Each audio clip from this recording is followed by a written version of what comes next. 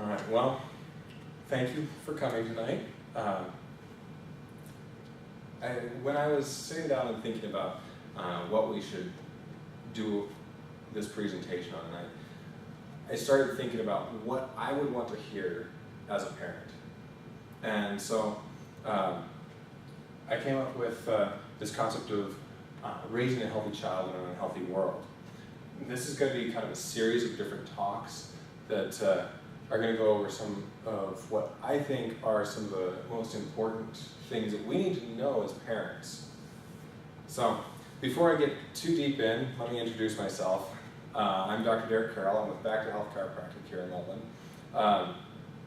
I'm just really over the top excited about helping families get healthier and helping kids be healthier, because I mean, when it comes to our kids, if we don't start them out in a healthy lifestyle, then they don't grow up knowing what true health is. And if you look at our world today, we're getting sicker and sicker and sicker all the time. So that's one of the reasons for the title, Raising a Healthy Child in an Unhealthy World, because we do live in an unhealthy world. Topic for this month is asthma, because there's just an extraordinary number of kids and people in general with asthma. So to get started here, let's take a look at what that really means. Now, I kind of changed this slide last minute just today because originally I just looked up what was published in the Merck Manual a couple of editions ago, in the 17th edition, and I even have my citation incorrect on one part of that there, but we can fix that. So at any rate, I looked up what it said in the Merck Manual for the 17th edition. Now the Merck Manual, if you don't know, is kind of like the Bible of all things health related. You can look up any condition in there whatsoever, and it'll give you a pretty good idea of what's going on and how it's treated and prevalence and all that good stuff. So from the 17th edition, they quoted that, actually at that point, they said that more than 6 million people had it. Okay. Well, the latest and greatest edition, which is the 19th edition, not the 18th that I have labeled down here, but the 19th edition, it says more than 20 million people have it. Now, I went ahead and I cross-referenced that with what's on the CDC's website. And that's why I have this little flyer here that I've passed out. And when we look on here, what they quote is that in 2010, we had 18.7 million adults with asthma and 7 million children. Okay. So 1 in 12 adults, 1 in 11 children. So that's, what is that, 26 million people in the United States in 2010 that had asthma? The 19th edition of the Merck Manual just came out last year, but usually when we have a book published, it's about 2 years out of date or so. Or maybe in this case, a little bit more. Okay. But, so as you can see, these numbers are growing, almost exponentially at this point. In 1982 to 1992, the prevalence increased from about 35% up to nearly 50% per, excuse me, not 35%, but 35 people per 1,000 to nearly 50 people per 1,000. The death rate during that time increased by 40%. Hospital costs in 1992 for asthma cases in general. Now, when we say hospital costs, these are like emergency visits. So you're dying, you're choking, you can't breathe, we go to the hospital. $2 billion spent on those costs that year. Total costs were over $6 billion. Okay. Going back to the 19th edition of the Merck Manual that was published a couple of years ago, it showed that total cost was $14 billion. Going back to the CDC's stuff, they showed that asthma costs per year were $56 billion. So the costs are just climbing, climbing, climbing. And that's a scary number. It is, in fact, the leading cause of hospitalizations for children in the United States. As I mentioned, in 2002, the total cost was $14 billion. If we look at this handout from the CDC that I printed out for everybody, not only do we see on here that the asthma costs in the United States were $56 billion each year, we can look down here, we have 10.5 million missed days of school per year, and 14.2 million missed days of work from asthma. Down further yet, 9 people per day die in this country from asthma. We generally don't think of asthma as being this frightening of a condition. This is serious stuff. Now, there's a lot of other good stuff in this handout that the CDC was so nice to make and publish on their website. So I would encourage you to look through it because it does have a lot of really good information in here. But we're going to go ahead and move on from there because, well, we're on a time constraint. So, what is asthma? Okay, going back to the Merck manual. It defines asthma as a pulmonary disease characterized by reversible airway obstruction, airway inflammation, and increased airway responsiveness to a variety of stimuli. Okay, what does that mean? Well, it's kind of a mouthful of words.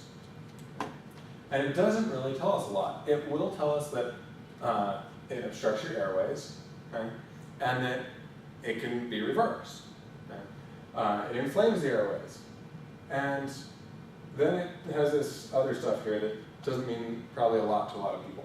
So when I was looking at that and I realized that, I know what that means, but probably not a lot of other people do, I did what everybody else does.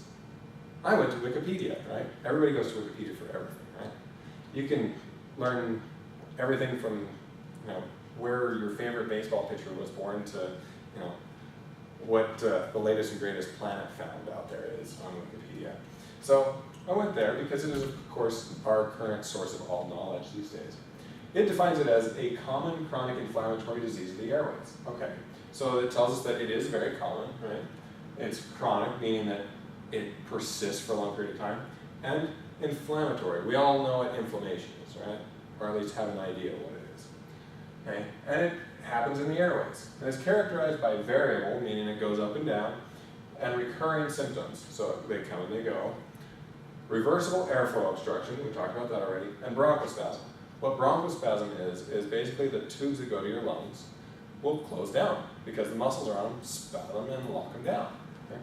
So, ask anybody that has asthma, and they'll tell you what the symptoms are. We don't need to read it, right? Coughing, wheezing, chest tightness, shortness of breath, all that kind of stuff, right? So, how frightening is this for a young child when they can't breathe? Now let's turn around. How frightening is it for the parents of a young child when their child can't breathe? I had one experience with my daughter when she was about, she would have been, about 15, 16 months, somewhere in there, where she actually choked on a piece of plastic and it wouldn't come out of her throat. She couldn't breathe. And I can tell you that that was probably one of the most horrific experiences as a parent, because here my child was, I know how to do the Heimlich and all that kind of stuff, and I couldn't get this thing dislodged from her throat. She couldn't breathe. We couldn't get her to stop choking on it. Now, the thing in that situation is I knew what to do, and I eventually got it dislodged, but for the parent of an asthmatic, that the inhaler isn't working at that point in time, how horrifying is that? Know that you're rushing your child to the ER, going to spend part of this, $2 billion, which I'm sure is even more now because there are more asthmatics, right? Okay. So, pretty frightening stuff. Now, what asthma really is an allergic response. Most sources will agree that it has something to do with the immune system and it's an overactive immune response. So what happens is we have particles that enter the lungs, or enter into the airways into the lungs, and that causes the white blood cells to start releasing these little chemicals called cytokines, or histamine, or leukotrienes, okay? Basically a lot of words that mean that there are little particles that are released, and they cause mucus production, and they cause the airways to start closing down on themselves. They cause an inflammatory response in the lungs. Okay? That leads to closure of the air passageways. And if we take those same particles that cause the response to an asthmatic to close off their lungs, or close off their airways so they can't breathe, we try to do the same thing in a non-asthmatic, we get a little bit of an allergy response, but it doesn't have this same response of closing everything down. Okay? So it doesn't yield the same results. And that suggests to us that it's not solely due to that inflammatory response brought on by autonomic nervous system activity. Now, we're going to get into what the autonomic nervous system is here in a moment, but we'll just start off by saying it's a part of your nervous system that controls all the stuff that you never think about.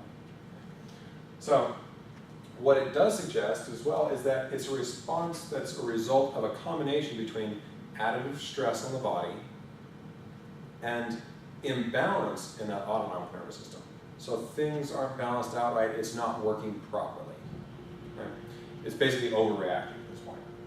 So, to put it in pictures, because we all think in pictures, right? Okay. So, this is a normal airway here, nice and wide open, right? Then we have little particles that come in, and those act on these white blood cells, and they release these chemicals that then come out and cause bronchospasm. So now this is what your airway looks like, from that to that, like that. Okay. So now, as I mentioned, we're producing mucus, and we're closing the airways off. So now not only are you not able to breathe, but you're also drowning on your own mucus. Pretty picture, right? Kind of disgusting if you really think about it, right? But this is scary. I mean, nobody wants to drown, but to drown on your own mucus, that's even worse. Right. So what's the autonomic nervous system? We started diving into that a little bit a second ago. And I mentioned that it's the part of our nervous system that controls all the stuff we never think about. It is completely involuntary. It just happens. And it's what allows us to maintain what we call homeostasis in the body. Okay. So homeostasis is basically your body's ability to adapt to everything in the environment. So if the temperature goes up in the room that you're in, or you step outside and it's nice and hot, you start sweating in order to bring your temperature back down. You get cold, your body will shiver a little bit to bring your body temperature up, so that you maintain a nice, steady, even body temperature. Okay. The amount of light that's allowed into your eye, your pupil constricts and contracts for that. Okay. Contracts and dilates for that. Okay. All these different things go on. Your heart rate, all that stuff is maintained by the autonomic nervous system. So every organ that you have in your body, it's under strict control. Nothing happens by itself. It all has to have information from the brain and the nervous system in order to operate properly. Okay. Now, that autonomic nervous system, if I can get my computer to work, there we go, is split up into two different parts. We have the sympathetic nervous system and the parasympathetic nervous system.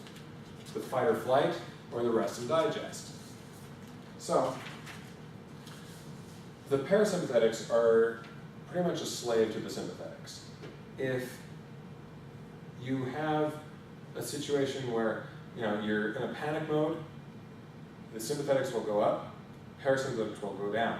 The parasympathetics cannot come up until the sympathetics reduce. Okay? So, as I mentioned, parasympathetic, your rest and digest. It's responsible for everything that happens while we're resting and not wanting to engage in any activity. Sympathetic is, it's that side that takes care of all the stuff that happens if, say, you get cut off while you're driving, or you're being chased by a bear. Okay. So, let's examine that for a second. What does your body do if you're walking through the national park and a bear comes out? Freaks out. Okay, freaks out. What happens to the heart rate? Raises. Okay. How about blood pressure? Goes through the roof. Right. Yeah, your blood pressure raises. What happens to the blood that goes to your internal organs? Okay.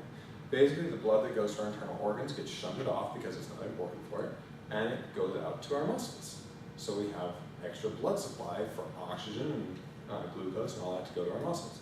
Our glucose levels come up so that we can feed the muscles and we can feed the brain. How about if you get a wound while you're in sympathetic mode? Is your body going to be concerned about healing that wound? No, it's not.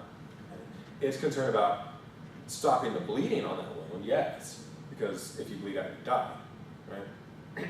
But it's not going to worry about healing it up. This response is absolutely necessary for survival. But if we have an imbalance between these two, and the sympathetic's not coming back down, the parasympathetic can't come back up in order to allow for proper body function, proper homeostasis. Okay? So that autonomic imbalance thing is pretty important. Now, how do we usually treat asthma? These are your most typical treatments for asthma, right? I imagine you've probably seen a few of these. Mm-hmm. Okay. So these are most of your standard inhalers. Okay. So these things are absolutely necessary for the survival of an asthmatic. Right? So we've got our inhaled bronchodilators, which are kind of our emergency inhalers, right? Then we've got our inhaled anti-inflammatories, which are more of a preventive kind of a medication. And then we've got our combination ones, which they're finding are actually working better for more people than just the emergency stuff, right? So now, while these are absolutely necessary, and don't go out and throw your inhalers away because of this talk or anything like that, but any medication that you take carries a risk with it, right? Okay, so any chemical that you put into the body that's not natural to the body, it runs the risk of having what we call a side effect, right?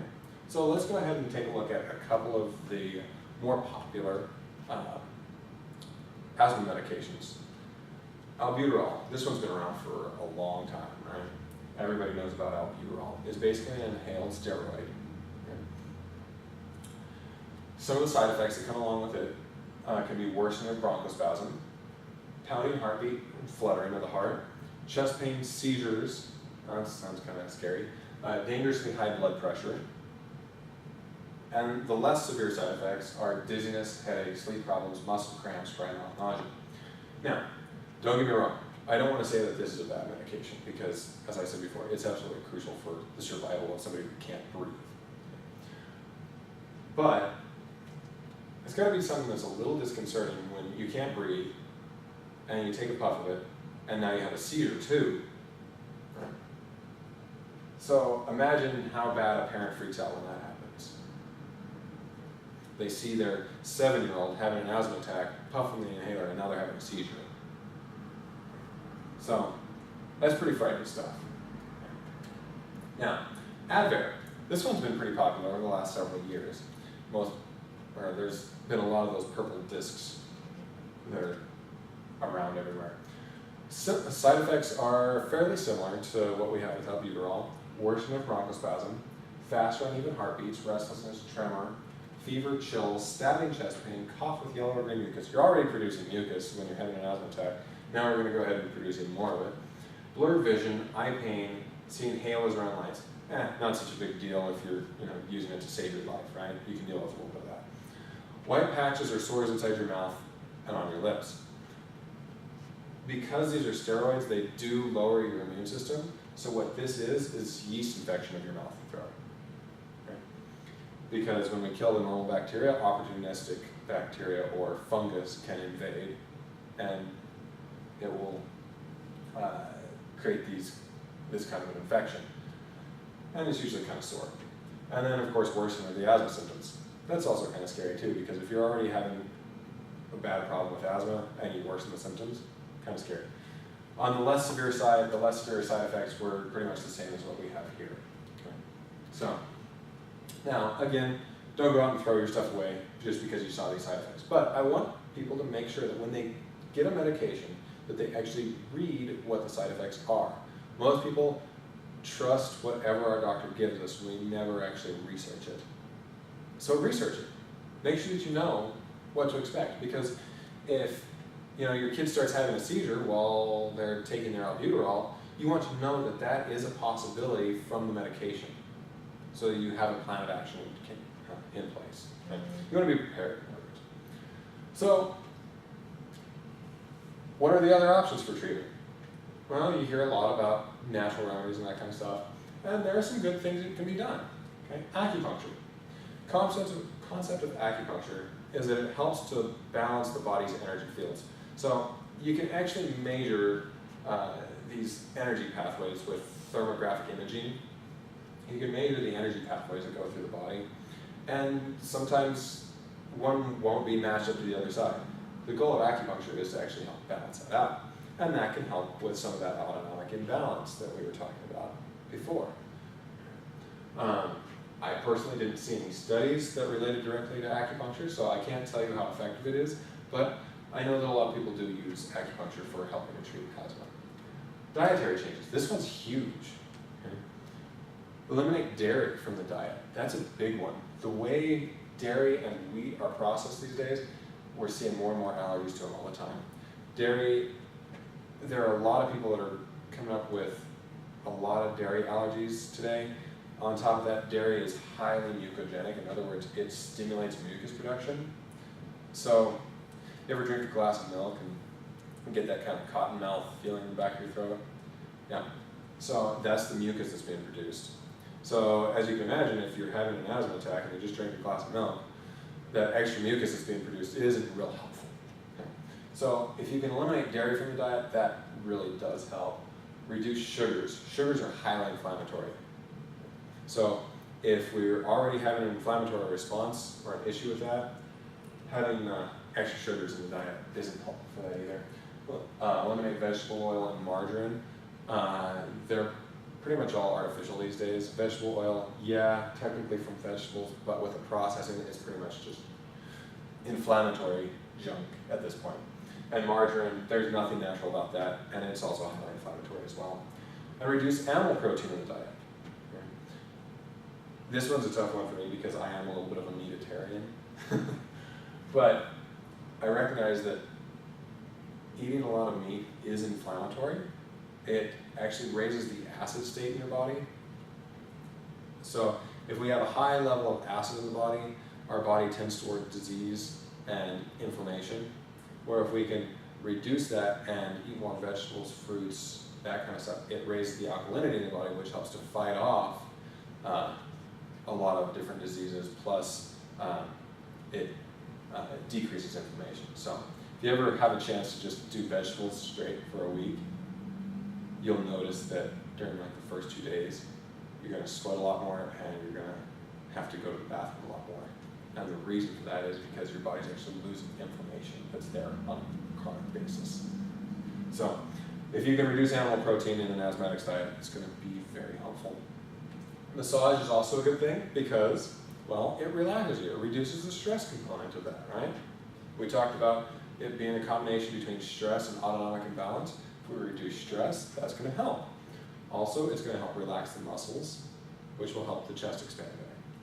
And then my favorite one on the list, imagine that I'm a chiropractor, but my favorite one on the list is chiropractic, and not just because I'm a chiropractor. Why do you suppose that my favorite one is chiropractic? It's the only one of those that really, truly affects the autonomic imbalance. It's the only one that directly affects the nervous system function. Okay? So through chiropractic adjustments, we can improve and eliminate the autonomic imbalance in the vast majority of people. Also helps to improve the rib motion. If you think about the shape of the chest of somebody that has chronic asthma, it tends to be more rounded. Okay? And that's because the ribs have had to kind of lock up and support themselves in a place where the lungs are more expanded. Well, if we can get in there and break up the fixations that's causing the ribs to lock in one place, when you breathe, you can fully expand the lungs and you get more air. So that helps. On top of that, we can help improve the flow of nerve information to the lungs so that they have better communication, and it tells the bronchioles in the lungs to open up and take that breath, allow the air in. And then, like massage, it will also help relax the muscles. In fact, in a lot of cases, I think it does a better job of relaxing the muscles because we take that stress and the pressure off the nervous system that's causing the stress response in the body. So, this is why this is one of my favorite things for treating asthma. Okay. All right, so what is this? This is the autonomic nervous system. This happens to be a 7-year-old boy that his mother brought him in to see me because he was having bedwetting issues. Well, what does bedwetting have to do with asthma? Not a lot, really, other than the fact that it can oftentimes come down to an autonomic imbalance. Okay? The nervous system isn't working properly. So, with this young boy, he had never had a dry night in his life. Okay? Every night, he wet the bed, and he was also having wetting issues during the day too. So, his parents had tried everything between the medical approach. They had tried occupational therapy. They had woken him up several times a night, trying to get him to go to the bathroom and not end up wetting the bed and still wet the bed. Limit fluids, everything that they could think of, all the stuff that you can Google online and find is a solution for bedwetting, they tried it. Chiropractic was kind of their last hope. So I have a computer system in my office that we're able to actually scan the spine and see what the nervous system is doing, and see what kind of imbalance there is there. When we look at this, what we want to see is little white dots, kind of like these guys here. Okay? When we see colors, it means that something's not right there. Green means that the nerves are heading towards disease. Blue means that the life is starting to get choked off to the nerve. And red means that there's a kind of a fire situation there that needs to be put out. Okay. So they came in and started seeing me. We started treating him to improve nervous system function. We weren't treating pain or anything like that. We were treating him to improve nervous system function. This here was what his nervous system scan looked like after about 6 months. Okay. So now we have these little white dots speckling back and forth. Now we still have some stuff going on up here, but think of how much better his body's going to be able to respond now that we don't have all of that going on through that area. Now we still have some work to do, but vast improvement. Next one, this is actually an asthmatic. This is a teenage boy that his mother had come in to see me. She'd been in to see me for a while. She was just coming in for routine maintenance care. She'd talked to me several times about her son, who was an asthmatic, and how when winter time came, he'd get sick and he'd stay sick all winter long. And he had to be on high-dose steroids plus antibiotics the entire winter in order to be able to continue going to school and not just be dreadfully sick all the time. So we talked about him several times. They were a little resistant to bringing him in. Finally, they decided to go ahead and bring him into the office, and we scanned his nervous system, and this is what it looked like. Okay. Again, we talked about green being the nerves heading towards disease, blue, life is starting to be choked off, red, there's a serious problem there. Okay. So that's where he started. Now, ideally, this should be wide on both sides, same length, and kind of a vase shape to it. Okay.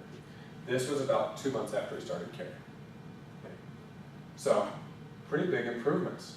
A lot less colors, a lot more white. Now, we don't have the vase shape yet. It's not perfect by any means. But after 2 months, this was the change that he saw. And guess what? This last winter, he didn't have to go to the hospital at all. He wasn't sick at all. He didn't have to take high-dose steroids and wasn't on antibiotics. So, for a teenage boy to not have to do that, that's pretty impressive, I think. Next slide. Come on, computer. There we go. Okay, so enough about what I say has happened in my office. Let's look at some research. Okay.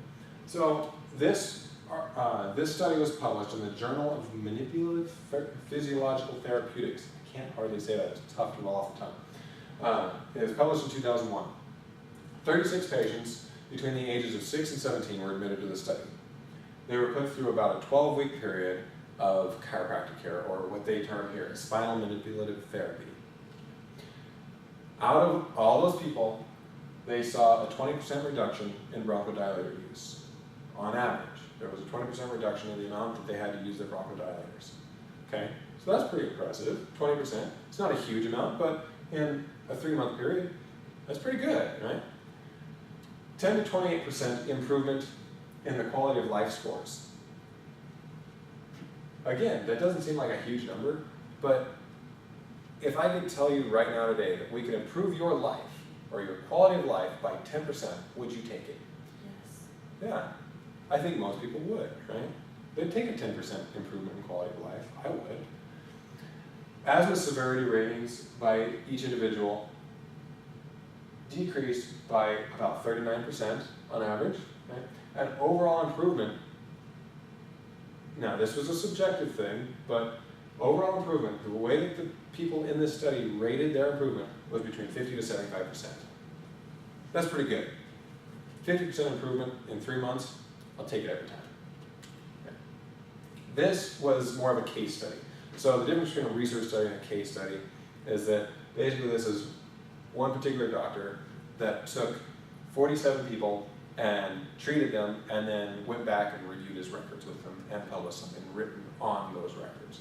Okay.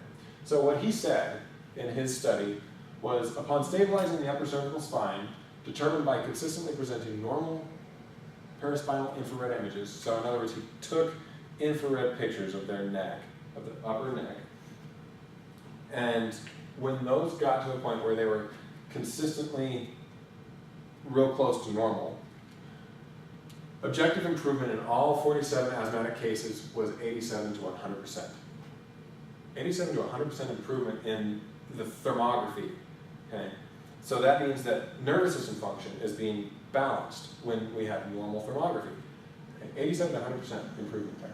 Total time of care to reach this point ranged from 3 to 9 months, the average being about 16 weeks, so about 4 months average to get people from where they are to 87 to 100% improved. Now, you've heard me say several times, the first person that I showed you the scans of, it was about 6 months between those scans. The second one was about 2 months. This last study we talked about, they were going through basically a 3-month period of care, and this one here, 16 weeks. What does that tell you? Gets better over time. It gets better over time, but it's not an overnight thing, right? We can't put braces on the teeth today and expect to wake up tomorrow morning with perfectly straight teeth, right? So restoring the nervous system to its proper function takes time. And that's something we have to recognize. We can't expect a sudden miracle with it. Yeah. But it does improve. All the studies show that it improves. And I have a flyer over here that has a couple other studies that are presented in it that also show the same type of results. But I don't want to dive in too heavily with too much research tonight because I'll bore you. So, what do we do to scan the nervous system to see how it actually looks? Well, I use the computer system. Okay? So, this is my daughter. At the time this picture was taken, she was 5 years old. So as you can tell, the scan looks incredibly painful, right? By the little smile on her face right there. Okay, so it doesn't hurt. Okay? It's completely painless. It takes about, 3 to 5 minutes to do the scan. And then we get a picture of what your nervous system looks like. And that tells us what's going on. Okay? Between that and physical examination of your spine. Okay? So, what do we do with that? Well, it helps us to understand the nervous system. Then we can go through and we can find and correct vertebral subluxations in the spine. That's what causes this autonomic imbalance, is something in the spine that's not moving properly, okay? Or it's malpositioned, or it's locked up, okay? Like the ribs in an asthmatic. I can't tell you how many asthmatics I've worked on, but every single one of them has a dysfunction in rib movement. Okay? So we find those and we correct them. What that does is improves the nervous system communication throughout the body, so the organs, muscles, glands, all the tissues. Okay? And it helps to balance the autonomic nervous system function, improves the body's ability to heal, and restores health, helps it to adapt to stress. Okay? So that's what we do from the chiropractic side. We don't treat asthma, we treat the nervous system. And the body then can start to function how it was designed to function. And this is how we correct it. Okay? So again, you can tell it's incredibly painful. This is my son. At the time this picture was taken, he was 3. He's 4 now. Okay? So a little bit bigger. But he climbs up on the table and says, "Daddy, adjust me." Okay? We actually have quite a few kids in the practice that come in and they usually climb up on the table and they're ready for their adjustments. Okay? So it's not a scary thing. It's not what you used to see on the old commercials where they grab your head and twist it back and forth and things would go crack, crack, crack, crack, crack. That's not what we do, especially with kids. We're very, very gentle. It doesn't take much to adjust a child. Okay? So it's not that scary of a thing. Now, so I want to be clear though. I am not coming here tonight and telling you that chiropractic care is going to cure your asthma. Okay? What we're doing through chiropractic care is restoring your nervous system function so your body can work better. It can work at a higher level of health. Okay? So please don't go out and throw away your asthma medications because, well, that's dangerous. Okay? And I really don't want to be sued. Okay? But chiropractic care does complement your current care and hopefully reduces your dependence on things like bronchodilators so you don't have to use them as often. Okay? So your body's actually going to function properly or closer to normal. So how you get started with it? First step is getting checked. You come in the door and we check you out. We let you know what your nervous system's looking like so that you know where you're starting from. Get your kids checked because we need to know where they're at. And then once we're done with the exam and I've had time to analyze everything, I'll tell you exactly what I found and whether or not I feel like chiropractic care is something that can help you or is even appropriate for you or your child. So, any questions? Okay. All right. Well, thank you for coming. I really appreciate you spending the time with me tonight to listen to this. And I just really encourage everybody to go out and check into chiropractic care when it comes to asthma because your nervous system is the most important thing that you have. If it's not working properly, there's no way your body can work properly. So, a lot of problems that we see in people these days are rooted in the nervous system. And I've had numerous people come in with back pain, neck pain, headache, that kind of stuff, and that's the reason that they came in. And as we were going through care, they noticed that other things started to improve that they never thought would improve. They never thought it was something that chiropractic could help. So, get checked out. If you want to get checked out in my office, I've got my contact information here. And thank you very much for coming.